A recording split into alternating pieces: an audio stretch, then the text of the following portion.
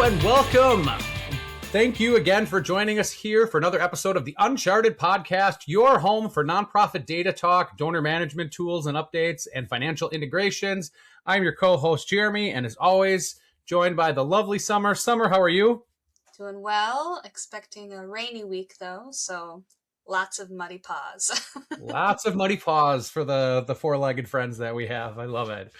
I love that for you, not for me. That's perfect. Hey, I want to start with a news article that happened out last week. I don't know if you saw this one, but the current administration did announce again they are going to be reviewing all of the federal funding grants that are out there. And this is, I think, a second round of this. There was some of this that turned on, and then I think a judge intervened, and now they said it's going to happen again. So really just from everything that I've seen out there, again, reviewing everything to make sure it's in the national interest and aligned with agency priorities and all of that. Again, not political at all on here, but just want to talk facts. So, why does this matter right now? Like, this is not theoretical. The Office of Management and Budgets is taking a look at these. I think they asked like 50 existing nonprofits to give them whole details about a whole bunch of things and really focused on things like DEI and civil rights and immigration and things like that. So my practical takeaway is like, if you are relying on federal funding, especially if those things are aligned with your mission, really take a close look at all of your grant agreements that are out there. Make sure you are following all the compliance things to the T. And then as a finance guy, I would also look at some cash flow scenario planning and things like that. Like, if these get canceled, what are the other options? Is this an opportunity to kind of motivate your donor base as well, saying like, hey, you are passionate about this, some of these dollars are likely to go away. So it could be a motivating thing there. And then finally, too, like, get it in front of your board, right? They don't want to be surprised. Get something out, even if it's not a board meeting this month. If you need to send them separate communications, make sure they're aware of what is happening, how it may impact you, and where they can help. Things like that. Yeah. Great update. Thank you for that. And great points as well. Yeah, scary things. All right, then go to our calendar for Donor Perfect. Let's talk about have a calendar. I picked this one today. To boost board members' confidence, consider creating a fundraising toolkit with talking points, donor reports, and email templates. Oh, fancy. Yeah, I like that. I think just try to keep it to one board. One thing we always talk about is, as a board member, you give your time, talent, and treasure, right? So a lot of that is your time trying to get other people involved and engage with other donors. So make it easy as possible for those board members to go out there and reach out to their network. Absolutely, yes. Having a highly involved board is very nice. Yes. Oh, and I'm sure you've seen it too. I have seen the whole gamut from very uninterested, unengaged to like really good, positive energy engaged to like way too involved and into the day-to-day stuff too. So you want to be at that middle point where they're excited and ready to lead, but not doing the things. Please let the ED handle that. Right. Yeah. Definitely a balance. When I say highly involved, I mean like in reaching out to people for money. Right. Things like that. Okay. So let's kick off here. So a few weeks ago, in 2 or 3 episodes, we talked through GiveButter and really kind of want to dive into another one of the tools this time. So we are going to roll with CharityEngine.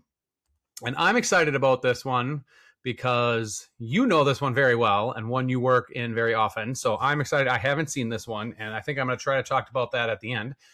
But what is CharityEngine? So it's really like an all-in-one nonprofit CRM and fundraising platform, right? Kind of combines the donor database, online giving, payment processing, emailing, marketing, events, advocacy, peer stuff, reporting, integrations, all that in one system, right? And a lot of these other big tools do that same thing, kind of like positioning themselves to be like, stop duct taping things together and use a fully integrated tool and leverage what that could be. Yes. All right. So I'm going to hand it over to you. Where do you want to start? And maybe just give your general thoughts about it, and then kind of let's dig into some of the setup and building blocks. Sure. I would like to kind of map out our episodes too here, if you don't mind me just taking a couple minutes. So today I wanted to talk about features, go over maybe a couple demo links because they have some demo tours, resources, and just some of my personal experience with CharityEngine. The next episode, hoping to go over like fields, configuration, conversion, day-to-day items. Third episode would be like reporting, queries, dashboards, integration with QuickBooks. Oh, I got to be prepared for that one. Yes, you do. Yeah, right. And then crossing my fingers, but hoping that we'll have a fourth episode this time where we get to actually interview a CharityEngine representative. So that That is would be my good. hope for the series. Yeah, we couldn't quite nail down anyone from Give Butter, but we're going to try to still keep those connections coming. Yes, absolutely. All right, so you kind of went over all of the capabilities. There's a lot that they do. So anything from just the CRM all the way to like analytics, reporting. They actually also have something called Sustainer IQ. And so that's like a recurring giver AI program type thing. So a lot there. I've been in CharityEngine for a year now, and I come from a very heavy Razor's Edge background. So it was a big change. Yep. Yep, it was a big change. Kind of overall thoughts, I will say there is a steep learning curve. And that's a lot of the feedback that I was finding online from other people as well. There are a ton of, I think they call them modules. So like, and we'll go over this in the tour, but you have like your people module, your events module, your all the individual little things. Yeah. And so it was interesting trying to find where everything was. So you have to kind of like figure out what module is it in, and then the little pathing to the right place, and just some weird fields that I was like, I don't know where this is or how to do this. So a lot of that, and just a lot of little nuance things that I had to put tickets in for. Some other common cons that I found online was the clunky interface, which I do have to agree with. Okay. Again, Razor's Edge is kind of a little more smooth. Then they've reconfigured things and redone things, especially in the past couple years. And this one's very like individualized. Like I was saying, those modules are pretty hard modules. Okay. And sometimes it takes a lot of clicks to get between things and navigating. I didn't like at first how the record structure was set up. So they have the household record and then your 2 spousal records. And then if there's like children in the house as well. Yeah. And again, comparing, Sure, Razor's Edge is like the one record, and then you have what's called a relationship. So it's not a true record. It would just be like John Doe's the record and Jane Doe is the spouse or the relationship. So like this is actually 3 separate records. Okay. So I had to, and that's actually common now in a lot of different CRMs. But figuring out like, okay, how do I update all 3 without having to go into all 3 individually and update, and how to manage that and make that work well. And then, there's a lot of configuration. So that's something I'll go over in depth, is just the heavy amount of configuration in different modules. And then another big sticking point is it lacks grant management. So it has what's called opportunities or moves management, and you can configure that for grants. That's actually a project I'm working on right now. Sure. But it's not the traditional grants management that you would see in like an actual grants management tool, where it's got just all the different fields of like applications submitted and when to expect funding. And I think there's different fields for like reporting, because you have to show what you're using the funds for. And then there's usually some like finance fields, I think, as well. So there are ways to do it in CharityEngine. Again, I'm working on that right now, but it's definitely not as robust as like an actual grants management tool. So those are just some little things, some personal experience. Yeah. Their customer service is great. So even though I had a steep learning curve and I had some issues kind of right out the gate, again, just coming from different CRMs and this one being completely new to me, anytime I put in a ticket, they were on it immediately. Nice. And whether it was a big question or small, sometimes I felt kind of dumb afterwards. They're like, yeah, it's just right here. You just click this button. And I'm like, oh. A couple of responses to that. Like, first of all, though, I never have a problem with those questions as long as you only get them once, right? Like, Right. you give me a question, it's an easy answer. That's fantastic. It's done, whatever. Now, if you give me the same question 3 times, then I get annoyed. Yep. But if it's an easy answer, like, great, they didn't know. Here it is. Let's move on. Perfect. And I'm sure, like, their customer service, like, oh, close that ticket in 2 minutes. It's perfect. That's gonna be great for my metrics. Right. The other response to what you just said there is, I would rather have a B tool and an A plus customer service than an A plus tool and a C minus customer service, right? Ideally, they're both A's, right? But I would rather have a tool that's almost there, but people can help me figure out for things I need to do, than a tool that, wow, that's perfect, but every time I can figure something out, I got to wait days and it's a pain in the butt to try to get a support person. So, Yep. yeah. Yep. And that was my experience actually with Razor's Edge customer service. It was Okay. terrible. I Yeah. mean, months sometimes before I would get answers or things resolved. I couldn't ever just get like a person. You have to go through this like chatbot thing Oh, unless yeah. you call, but then you have to wait on the phone for 30 minutes. And then, yeah. Yep. Yeah, no, Okay. I would agree. Yeah, their customer service has been unmatched, I would say, to any other CRM that I've worked in. No, it's good And feedback. just they offer a lot of additional help. So the reason I'm in this CRM is I'm working with a client, and part of what I'm doing for this client is helping them clean up a few things. They've had some like bad conversions and just messy databases is a Yeah. common nonprofit issue. And one of the issues I had was a big issue. Like it affected the entire database. It was a soft crediting issue, and I was like, I don't know if I can fix this on my own. And so I'd actually emailed support, and they willingly just said, hey, tell us what you want your soft credits to look like, and we'll go in and we'll do the background work for you. Oh, They nice. did hours of work for me and fixed everything and made it look fantastic. So we could actually use their household functionality. Because that was my issue, is like I had some soft credits credited twice to like the spouses, so it was inflating numbers and just causing a lot of problems. Yeah. And they went through and they cleaned all that up for me. And soft credits, if I remember correctly, in your lingo, is like the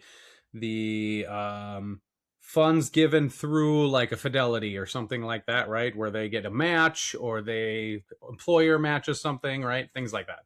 Right. Yep. Yeah. So usually a DAF, donor advised fund, Yep. or a employee match or something of that nature, or sometimes even like if it's a business owner and he gives personally as well or something like that, we'll hard credit the business and soft credit him, so or whoever the owner is, to kind of make that giving history full and complete. Got it. Yeah. Okay. So yeah, lots of stuff there. Yeah. um let's see. Oh, they have a really big knowledge base and help articles, and they also have an academy, which I went through. And so that was helpful when I was first getting set up. When I first got into CharityEngine, their knowledge base was kind of hard to use. What I would do instead is I'd just Google it, and then it would take me to the article I wanted. Right. They've since made some improvements. That's actually in one of their product updates, is their improved knowledge base. So that's good. Yeah. It's very customizable. However, this is where I was kind of getting at with the configuring.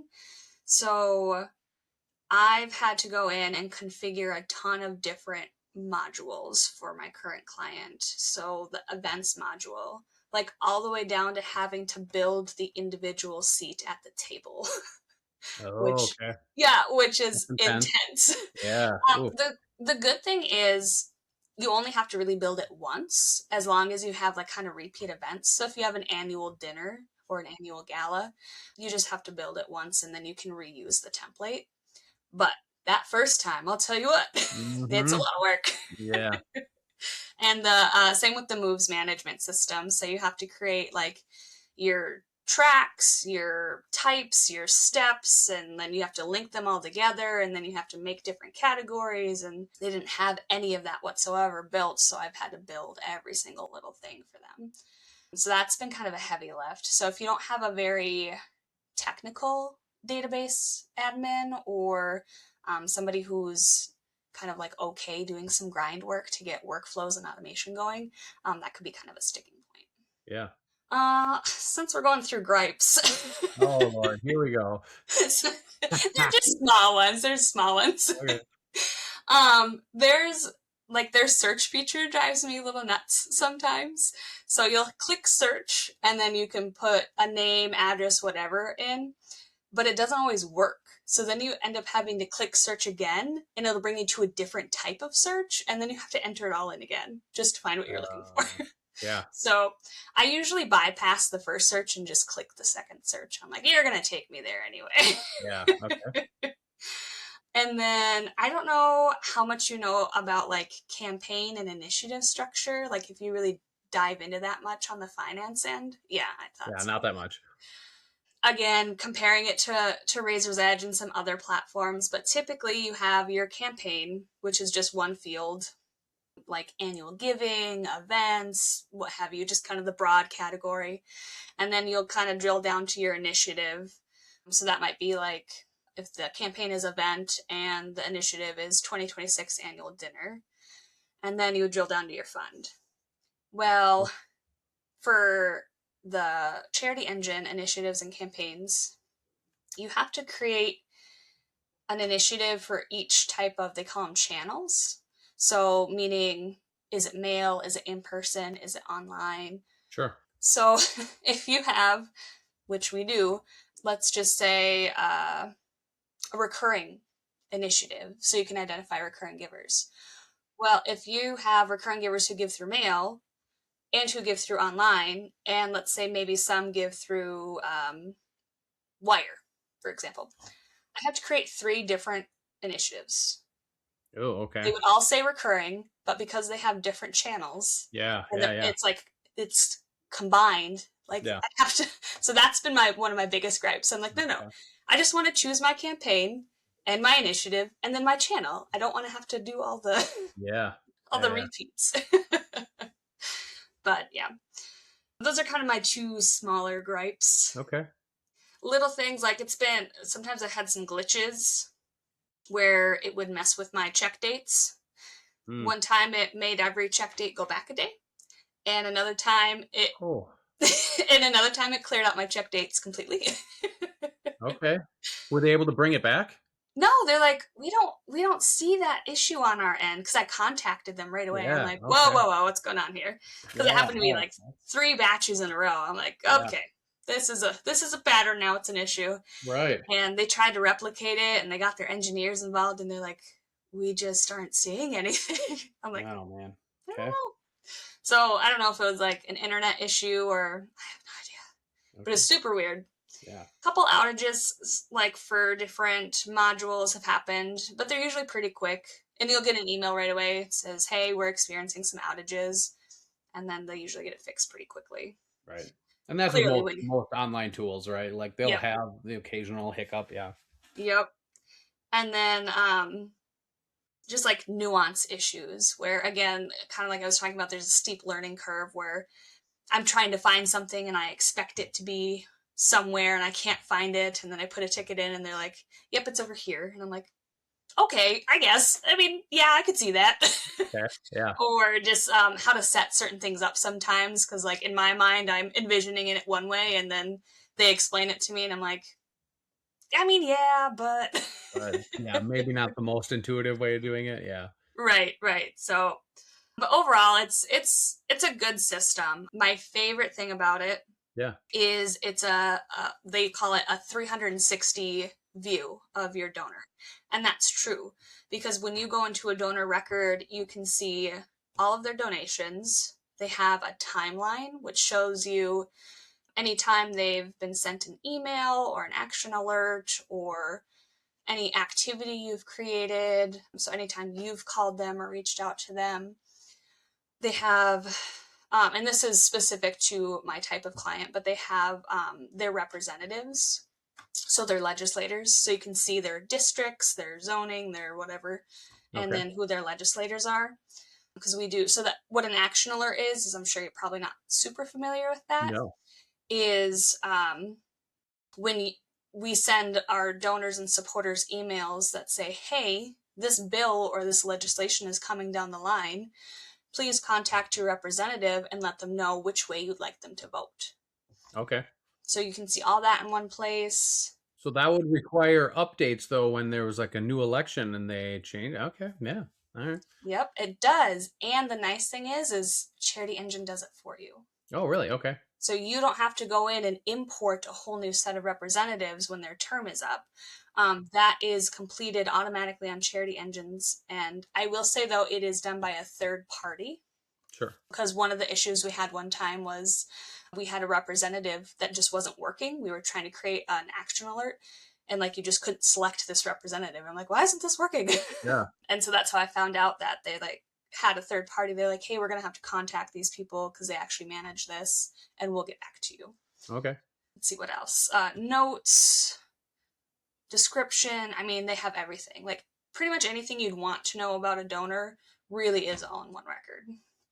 That can get busy, Yeah. Oh, as yeah. you might imagine.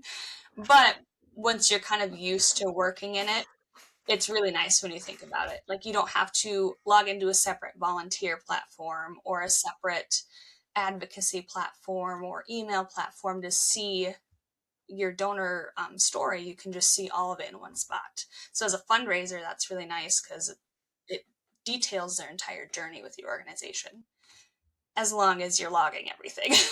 Right. Yes. But I'm the type of guy, at least, like I want to see that, right? And this Yes. is not the same, but I used to be like a credit manager at a manufacturing company. So like every time we would reach out and be like reminding them to pay an invoice or hey, I left a call here or whatnot, that was real clear. It was like when I had to, as a manager, reach out to their payables department and be like, hey, we've contacted you 5 times. Here's the record of things. Like that's really good information to have. Yes, absolutely. And just like seeing how somebody is involved with your organization. Do they attend events? Do they volunteer? Do they only respond to action alerts? Do they donate? Like, are they doing all the things? So, and then they also have this kind of AI driven, gosh, what do they call it? I don't know, like rating. So it'll tell you whether, I think it's like to nurture them or they're warm or they're hot. So it depends on their Yeah. engagement level. And then their gift probability and then how much to ask them for. Okay. So that's kind of a neat fundraising tool. You could just run a report, and if you wanted to call all your low level donors and just do a touch point, you could just see Yeah. if you could get more, like an extra $5 or something. Right. Right. Yeah. So yeah, that's a kind of that's a cool feature. Lots of out of the box reports, which is nice. And then yeah, this is just, it's really the only one that I've seen that's kind of truly all in one. So you'll have a lot of other all in ones, but it's pretty limited. Like there's something usually lacking somewhere or not as functional or robust. And they do have the seating and the ticketing and the auctions for events, which I usually find is a hiccup in most event modules. Right. It's same with their volunteering. They have a good volunteer module. You can track time and different positions and assign leaders and all the things. So yeah, it's been a lot to learn. I've been in it for about a year now, but once you kind of get the hang of it, it all starts to kind of make sense and come together. So, oh, cool. So I can sit here and talk about it all day long, but I know we have some listeners who probably would like a visual. Right. So I do have that prepared. I'll get my screen started here. And we did fail the last time we tried to share screen on this, so hoping we don't do that here. So this is their product tour page. So that's kind of nice because it just gives you an idea of what it looks like. So I'll just kind of go through and launch. And then I can kind of talk through what I've seen as well. Okay. So this is their home dashboard. So they're highlighting, they have this little performance here. It gives you their average gift, how many constituents there are, online gifts, gifts from other channels. That's what I was talking about, where it's like mail, radio, phone, all that. And then total gifts. So So it's just kind of a nice snapshot. Yeah. This is kind of where I was talking about your prospects. So they've got the nurture, warm, and hot. So you can click on the constituent record right from here and it'll take you there so you can see kind of like why they got that rating. You'll see their engagement level, like if they've been getting a lot of emails or donations or volunteerism, it'll have all those specific details in their record. Activities. I do like this. This is really nice because if you have any outstanding activities, you can just come right here and essentially see what you need to do for the day. And then you can also, so it's showing you that you can just click right here. Oops. You can just click right here and it'll complete it for you. So you don't even have to go like into the record, into the activity, and then hit done. You can just do it right here, which is nice. Yeah. And I think this, like, some project management capabilities too, which I don't think they tout well with some of the things that I've at least been looking at or reading through, but that's nice to be like, hey, these are the tasks that we have to do, and they auto assign. And like you said, you have that checklist, and hopefully behind the scenes, there's like a who checked it, when did they do it, things like that too, for like internal team management. Yeah, they have a great what am I trying to say? Log. Oh Like yeah, change yeah, like history, activity change log. log. Yeah, yeah, Yeah. So you can go into the record and there's like a little button at the top. Maybe I'll be able to show you guys in here. And you can hit view change history, I think is what it's called, and it'll show you every single change that's been made on the record. got it. Recommended outreach, I believe. Yes, so this one, these would be people in your portfolio. So you have to be Okay. assigned as the solicitor for these to show up. Mm-hmm. But it is nice because it'll give you like 48% chance of giving between this amount. So it just helps focus and narrow in on, okay, who should I be contacting and how much should I be asking for? Yeah, I think that also could help too when you're thinking through some of the communications on like let's say you run a shelter or something, and like $500 can feed one of our participants for the week or things like that. If you could look at a lot of this data with average gifts and ranges and things like that, you'd know who to communicate and like really tie that to what the end result is and how that benefits the organization. Right, Yeah. absolutely. And in, I think, our third episode, yeah, we'll go over reporting. And so I can kind of talk through how to Yeah. build some of those reports and help fundraisers zero in again. Yeah. Okay, so these are those modules I was talking about. Okay. So these are all of them. You have people, transactions, campaigns, events, and volunteers, online reports, advocacy, shopping cart, which we don't use. We don't have that module. So I Okay. can't really speak to that one very much. And then Hmm. accounting and automation. Okay. Oh, and then to show you a donor record, they want me to put my information in, Of which course I'm I not do. going to do. Right. So that's just a quick tour of that one. They have other tours. So giving pages, major gifts, peer-to-peer. There's your QuickBooks integration. And again, similar to what we just did here, just a quick kind of snapshot. Yeah. They have a resource center, which I have found very helpful. So all different topics: advocacy, digital marketing, donor management, fundraising, CRM. And then they also have it by, okay, do you want to look at a guide? There's on-demand webinars, templates and toolkits. And then they also have like calendar for upcoming webinars. So tons of free resources Yeah. from, I mean, you can see here, donor retention, donor acquisition, growing recurring revenue, AI. They have loads of stuff. And they also have a really neat marketing person. So I get her weekly emails, Okay. and you can just email her right back with any questions you have. And in a lot of her newsletters that come out, she actually has like taken a question from somebody recently and expanded on it and talked about it. So that's pretty cool to see just them Yeah. interacting with people live. So another page they have is why choose CharityEngine. They have different videos kind of throughout their website. Yeah. Here's that 360 view of donors. So just showing you all the different activities and features that you can see right in their record. So you can see a little bit of what a record looks like here. Yeah.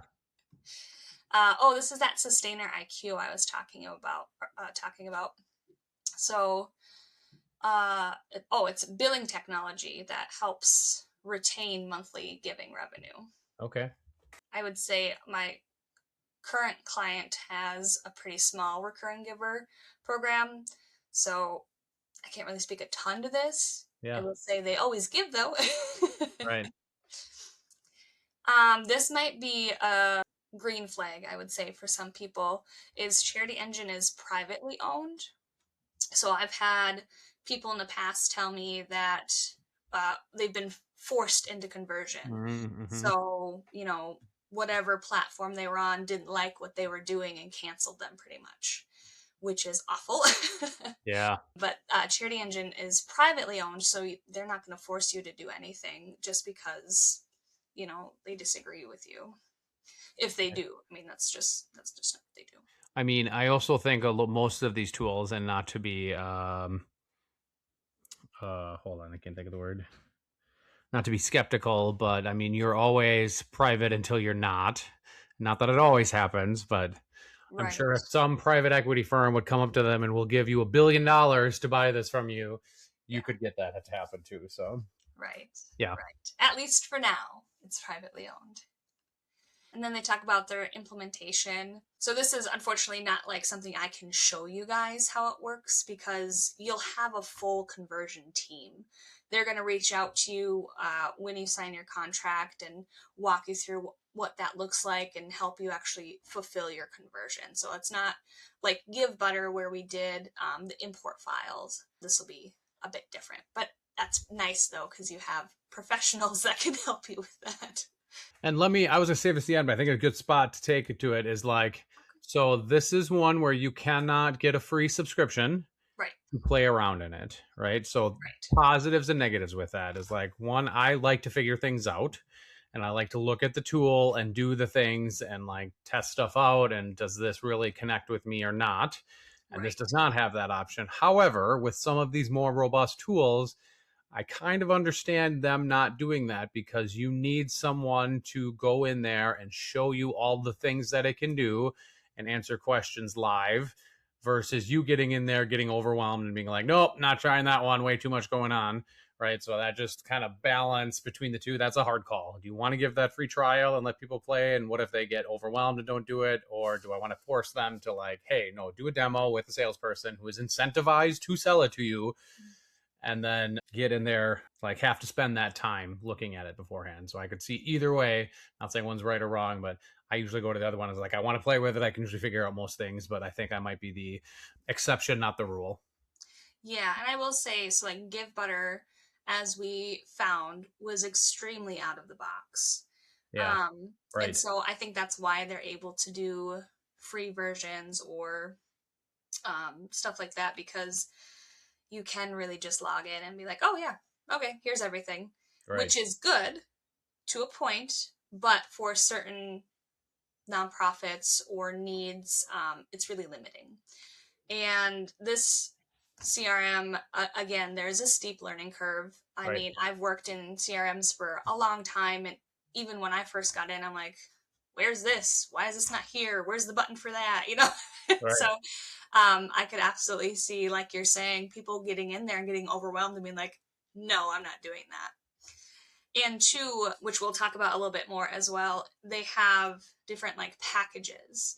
So if your nonprofit doesn't need events or volunteerism, or doesn't need websites or online donation forms or whatever, you don't have to buy those things.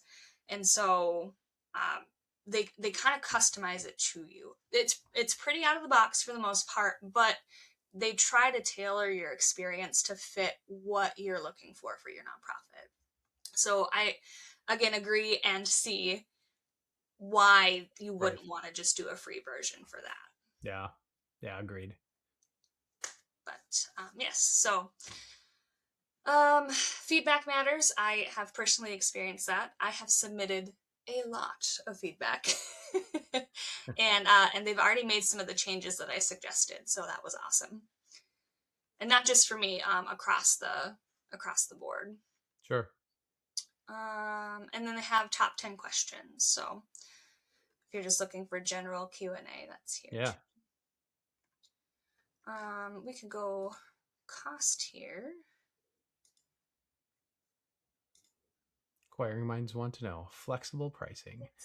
Yes. So they do not have actual prices on here. Go figure.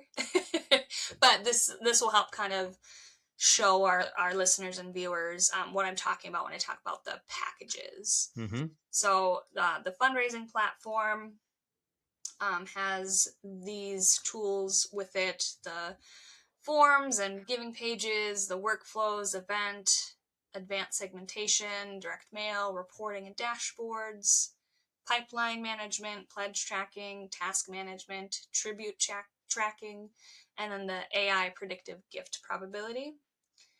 And then their packages here are, so like the events and volunteers, your membership and advocacy.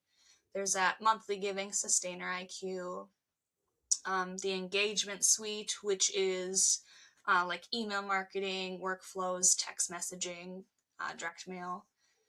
Your digital fundraising, so again, those giving pages and forms, peer-to-peer, ticketed events, more email, website hosting, and then the enterprise CRM, which is their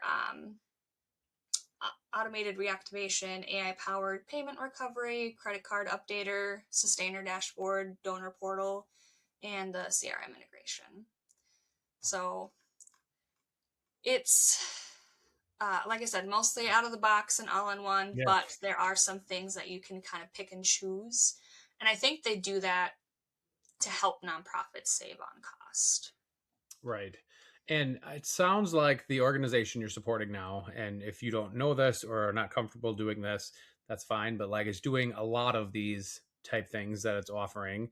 Do you have even like a ballpark of what you think they're paying right now for a lot of it?